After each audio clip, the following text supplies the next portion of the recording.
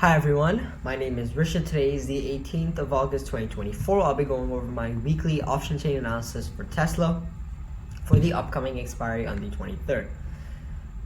Okay, just a note, a lot of these values are from 2 weeks ago since I didn't make my list of videos as I was coming back from summer school at Harvard, and as such I didn't have time to do so.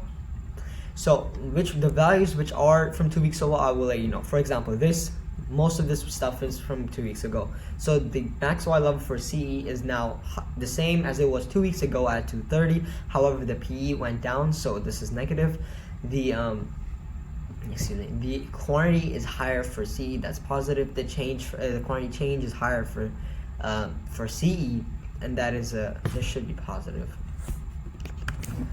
Short squeeze is higher for CE, that's positive, and PCR is below 1, so that's negative. Implied volatility is lower, and historical volatility is also lower, so that's two positives from 2 weeks ago. RSI this week is higher than last week, so that's positive. No divergence, that's negative. ADX is lower than last week, and that's negative. ATR is higher than last week, that's negative.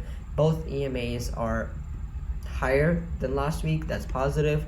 VWAP is higher than last week, that's positive. Pivot points is higher, that's positive. And the candlestick is bullish, that's positive. Let me change this to up. The support now is 195. Previous week's support was 200. The resistance is 230, and the previous week's resistance was 230 as well. And overall, the prediction is that the that Tesla will go up based on the option chain. That's all for this video. Thank you for watching. Enjoy, and I will see you next time.